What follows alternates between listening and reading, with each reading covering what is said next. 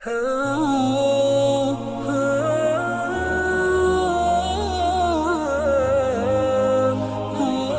کے بعد نبی کریم صلی اللہ علیہ وسلم کی اسی سال میں ایک اور شادی نبی کریم صلی اللہ علیہ وسلم کرتے ہیں زینب بنت خزیمہ کے ساتھ. Again she was a widower of عبید اللہ حارث جو کہ بدر کے اندر ہی شہید ہوتے ہیں. اور آپ دیکھیں کہ یہ نبی کریم صلی اللہ علیہ وسلم اور احد کے بعد بہت ساری ویڈیوز تھیں کیونکہ 70 کے قریب جو صحابہ تھے وہ شہید ہوئے تھے احد کے اندر. اور جو ان کی ویڈیوز تھی اور ان کے بچے تھے ان کا جو خیال رکھنے کا سسٹم اس وقت مدینہ میں تھا وہ اسی طرح تھا کہ کوئی دارالامان نہیں بنایا جاتا تھا, کوئی این جی او نہیں بنائی جاتی تھی. جو بندہ اس قابل ہوتا تھا کہ جو آگے بڑھ کے شادی کر سکتا تھا وہ شادی کرتا تھا اور باقاعدہ ایک باعزت طریقے سے اس خاتون کو ایک گھر ملتا تھا اور اس کے بچوں کو ایک سایہ ملتا تھا. اور اس طرح سے یہ چیزیں سوشلی جو ہیں ان کو مینیج کر لیا جاتا تھا. لیکن اب بہت ساری چیزیں ہمارے معاشروں کے اندر تو ٹیبوز بن چکے ہیں ایون دو کہ وہ یا مسلم سوسائٹیز, لیکن اس وقت یہ معاملے جو ہیں وہ اس طرح ٹیکل کیے جاتے تھے. خود نبی کریم صلی اللہ علیہ وسلم نے حضرت حفصہ جو ہیں وہ ایک سپاہی کی بیوی تھی جو کہ بدر میں شہید ہوئے. یہ حضرت زینب بنت خزیمہ جو ہیں وہ بھی ایک شہید تھے بدر کے, ان کی بیوہ تھی اور ان کے ساتھ شادی کی. اور یہ شادی صرف 8 مہینے کے لیے چلی کیونکہ اس کے بعد ان کی وفات ہو گئی. اور جو یہ خاتون تھی ان کا لقب تھا ام المساکین, بہت زیادہ جو ہے مسکینوں اور غریبوں کی مدد کرنے والی تھی. تو یہ ایک ان کے اندر اپنا ورچو تھا. اور کہیں پہ بھی آپ کو صحابہ سے صحابیات پیچھے نظر نہیں آئیں گی ورچوز میں. اگر بہت سارے ورچوز کی وجہ سے آپ کو صحابہ کے لقب ملیں گے تو آپ کو صحابیات کے لقب بھی ملیں گے. تو جس چیز میں مقابلہ کرنے کی بات تھی تو وہ تھی نیکی میں, اور وہ نیکی میں کسی طرح بھی ان سے پیچھے نہیں تھی. They was like shoulder to shoulder. اس کے بعد جو بہت بڑی ایک خوشخبری جو نبی کریم صلی اللہ علیہ وسلم کے لیے ہوتی ہے کہ حضرت حسن رضی اللہ تعالیٰ عنہ جو ہیں ان کی پیدائش ہوتی ہے 3rd year of ہجرہ میں. اور یہ حضرت علی رضی اللہ تعالیٰ عنہ اور فاطمہ رضی اللہ تعالیٰ عنہ جو ہیں ان کے بیٹے ہیں بڑے. اور now the most important thing, کچھ چیزوں کے بارے میں اللہ تعالیٰ نے فائنل رولنگز جو ہیں وہ بھیج دیں. 3rd year of ہجرہ بہت امپورٹنٹ ہے.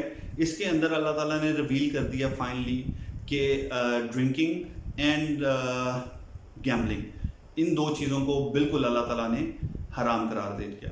اس سے پہلے 2 سٹیجز تھیں جس کے اندر آپ کو پتہ ہے کہ مکہ کے اندر لوگ بہت زیادہ ڈرنک کیا کرتے تھے, سو مچ سو کہ جب وہ جنگ کے لیے نکلتے تو اپنے ساتھ ڈرنکس اور یہ ساری چیزیں لے کے نکلتے تھے. اتنے زیادہ شوقین تھے ان سب چیزوں کے اور ان کی زندگیاں بالکل اس کے اندر جو ہیں وہ کھوئی ہوئی تھیں. صحابہ بہت سارے ایسے تھے کہ جو مسلمان ہونے کے بعد چونکہ ابھی تک یہ بالکل حرام نہیں قرار دی گئی تھی, so they were also into this habit. لیکن بہت سارے صحابی ایسے بھی تھے کہ جو پہلے سے جانتے تھے, جیسے ابو بکر رضی اللہ تعالیٰ عنہ جو ہیں وہ کبھی بھی پہلے سے بھی نہیں اس کو ڈرنک کرتے تھے. نبی کریم صلی اللہ علیہ وسلم کو اللہ تعالیٰ نے ہمیشہ بچا کے رکھا زمانے جاہلیت میں بھی. تو اللہ تعالیٰ نے سب سے پہلا جو حکم نازل کیا وہ یہ کیا کہ جو شراب ہے یہ ایک ناپاک چیز ہے, اس میں کچھ فائدے بھی ہیں لیکن اس کے جو نقصانات ہیں وہ آؤٹ کم کرتے ہیں اس کے فائدوں کو. دوسری سٹیج جو ہے یہ بس ایک اس طرح سے انسٹرکشن دے دی گئی. دوسری سٹیج میں جب مسلمانوں پہ نماز فرض کر دی گئی, اب وہ جب نماز کے لیے آتے تھے اور وہ ڈرنک ہوتے تھے تو بالکل ان کو سمجھ نہیں آ رہی ہوتی تھی کہ کیا پڑھنا ہے اور میں کیا پڑھ رہا ہوں. تو پھر اللہ تعالیٰ نے حکم نازل کر دیا کہ اب جب آپ نماز کے لیے آؤ گے تو آپ اس وقت نہیں آ سکتے جس وقت کہ آپ نشے میں ہو. اور اللہ نے قرآن میں فرمایا کہ آپ اس وقت آؤ جب آپ کو پتہ ہو کہ آپ کیا پڑھ رہے ہو. یعنی کہ یہ ایٹ لیسٹ ہمارے لیے بھی ہے کہ اگر ہم اس حالت میں نہیں بھی ہیں کہ ہمیں کچھ سمجھ نہیں آ رہی تو ایٹ لیسٹ سین مائنڈ کے ساتھ بھی ہمیں ایٹ لیسٹ یہ پتہ ہونا چاہیے کہ نماز کے اندر ہم پڑھ کیا رہے ہیں, اس کے بارے میں مطلب جو ہے وہ ہمیں پتہ ہونا چاہیے. تو اس میں کیا ہوا کہ بہت زیادہ کٹ ڈاؤن ہو گیا کیونکہ لوگوں کے پاس میکسیمم ٹائم جو ہوتا تھا وہ تھا عشاء اور فجر کے درمیان. اگر کسی کو بہت ضرورت ہوتی تو پی سکتا, ادروائز اوپر نیچے نمازوں کے ٹائم ایسے آتے کہ کوئی پی نہیں سکتا تھا. اور الٹیمیٹلی یہ جب 3rd ہجرہ تھی تو اللہ تعالیٰ نے اس کے اندر جو ہے خمر یعنی کہ شراب, الکوہل اور گیملنگ اور انصاب اور سپرسٹیشیس اور یہ جو چیزیں کرتے ہوتے تھے, قرآن نکالتے ہوتے تھے, ان سب چیزوں کو اللہ تعالیٰ نے ٹوٹلی پروہیبٹ کر دیا، اور یہ تیسری ہجری تھی جس کے اندر یہ معاملہ ہوا. اور زبردست واقعہ اس طرح سے ہے مدینہ کا کہ جب نبی کریم صلی اللہ علیہ وسلم کے اوپر یہ آیات نازل ہوئیں تو نبی کریم صلی اللہ علیہ وسلم نے ایک آدمی کو اعلان کرنے کے لیے بھیجا کہ جاؤ جا کے لوگوں کو بتا دو. اب آدمی جو ہے وہ آواز لگاتا ہوا مدینہ کی گلیوں میں جا رہا ہے کہ شراب حرام کر دی گئی، شراب حرام کر دی گئی. اور اس وقت جب آپ کو کوئی بات، کوئی آیت پتہ چل جاتی تھی تو اس کے اوپر عمل کرنے کا طریقہ یہ ہوتا تھا کہ کہتے ہیں کہ کچھ لوگ جنہوں نے منہ کے ساتھ پیالہ لگایا ہوا تھا ان لوگوں نے منہ سے الٹ دیا اس کو. جن لوگوں کے پاس جو ہے گھروں میں پڑی تھی انہوں نے مدینہ کی گلیوں میں بہا دی شراب کو. یہ نہیں کیا کہ ہم جا کے اہل کتاب کو بیچ دیتے ہیں یا ہم جا کے مشرکین کو بیچ دیتے ہیں. لوگوں نے گلیوں پہ بہا دیا اور جو شراب ہے with in a split second وہاں پہ بالکل ختم کر دی جب اللہ کی طرف سے اس کا آرڈر آ گیا کہ اب سے شراب حرام ہے. دوسری جو بڑی امپورٹنٹ چیز تھی وہ تھی کہ انہیریٹنس کے لاز جو ہیں وہ اللہ تعالیٰ نے ریویل کر دیے.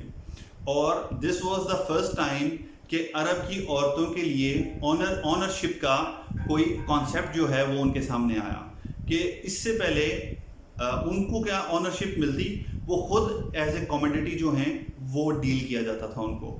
اگر کوئی باپ مر جاتا تو جیسے اس کی انہیریٹنس جو ہے اس کے بچے کو ملتی ویسے ہی اس کی بیوی بھی اس کو انہیریٹنس میں مل جاتی تھی. تو یہ تو سلسلہ چل رہا تھا اور یہ کانسیپٹ ہی نہیں تھا کہ عورت کی ملکیت میں یا اس کو وراثت میں سے کوئی چیز ملے گی اور نہ ہی وہ کلیم کر سکتی تھی. سو فرسٹ ٹائم اسلام نے عورت کو آنرشپ کا جو ہے وہ ایک یہ پوزیشن دی. اور اگر آپ جا کے دیکھیں سورہ نساء کے اندر آپ کو جو پورے کے پورے انہیریٹنس لاز کے اندر بڑی ڈیٹیل میں چیزیں مل جائیں گی. اللہ تعالیٰ نے کسی چیز کے بارے میں اتنا ڈیٹیل نہیں بتایا جتنا انہیریٹنس کے بارے میں. پورا کا پورا لا جو ہے وہ آپ کو قرآن میں مل جائے گا اور اس کے اندر 4 کیٹیگریز آف مین کہ جن کو انہیریٹنس کے اندر شیئر ملے گا اینڈ 8 کیٹیگریز آف وومن ہیں کہ جن کو انہیریٹنس کے اندر حصہ ملے گا. اب تھوڑے سے ٹائم کے اندر اگر میں اس کو ایکسپلین کر سکوں کہ بہت بڑا مسئلہ جو ہے وہ یہ رہتا ہے کہ عورتوں کو اتنا کم کیوں ملتا ہے اور مردوں کے برابر کیوں نہیں ملتا. تو بیسیکلی ایک تو میں نے آپ کو بتا دیا کہ عورتوں کی کیٹیگری اللہ تعالیٰ نے زیادہ رکھی. زیادہ وہ عورتیں ہیں کہ جن کو انہیریٹنس میں حصہ ملے گا مردوں کی نسبت. اور اب عورتوں کا معاملہ جو ہے وہ یہ ہے، لیٹ سپوز کہ اگر ایک آدمی کو اس کے والد کی ڈیتھ کے بعد حصہ ملتا ہے اور اس کی ماں بھی زندہ ہے اور اس کی بہن بھی زندہ ہے اور اس کو ایک ڈبل شیئر ملتا ہے اور اس کی بہن کو ایک ڈبل شیئر ملتا ہے. لیٹ سپوز کہ اس کو 50,000 ملا اور اس کی بہن کو 25,000 ملا. تو اب اس 50,000 میں سے اس کو گھر کے اندر بھی خرچ کرنا ہے کیونکہ ہی از رسپانسبل فار دیٹ. اس کو اپنی ماں کے بھی اوپر خرچ کرنا ہے، اپنی بہن کے اوپر بھی خرچ کرنا ہے اور اس کو اس 50,000 میں سے یہ سارے کے سارے معاملات جو ہیں وہ دیکھنے ہیں. اور اب بہن کو جو 25,000 ملے ہیں she has to do nothing with that. وہ اس کی اپنی ملکیت ہے، اس کے اوپر کوئی کسی قسم کی رسپانسبلٹی نہیں ہے، چاہے وہ اپنے باپ کے گھر میں ہے، چاہے وہ اپنے بھائی کے گھر میں ہے، چاہے وہ اپنے خامد کے گھر میں ہے. عورت کے اوپر اللہ تعالیٰ نے فائنینشیلس کی کوئی ذمہ داری نہیں ڈالی، لیکن اللہ تعالیٰ نے فائنینشیلس کے اندر انہیریٹنس جب آتی ہے تو عورت کا حصہ رکھا ہے. اب ان چیزوں کو اگر لوگوں نے ایکسپلائٹ کیا ہے اور کلچرلی ہم لوگوں کو خراب کر دیا ہے چیزوں کو اور اس طرح سے اس کے اوپر عمل نہیں کیا تو اس میں اسلام کا کوئی قصور نہیں ہے. اس میں ہم لوگوں کا قصور ہے کہ جنہوں نے ان چیزوں کو جو ہے ان کی شکلوں کو بدل دیا. تو بیسیکلی ہمیں اپنی اصل بیسکس کی طرف واپس جانا چاہیے اور ہمیں یہ دیکھنا چاہیے کہ جو آرڈر آ رہا ہے اللہ کی طرف سے اس کی حکمت اصل میں کیا ہے. ہمیں یہ نہیں دیکھنا چاہیے کہ کلچرلی اس کی امپلیمنٹیشن ہمارے کلچر میں کیسی ہے.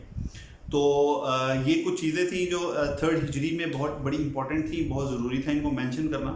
تو انشاءاللہ آج اس کو یہیں پہ ختم کرتے ہیں اور کل فردر آن جو اور بھی کچھ اللہ تعالیٰ کی طرف سے چیزیں نازل کی گئیں 3rd ہجری میں اور فردر اگلے سال کے اندر جو سلسلہ تھا اس کے بارے میں ڈسکس کریں گے. تو انٹل دین ٹمارو انشاءاللہ we'll meet again. السلام علیکم ورحمۃ اللہ.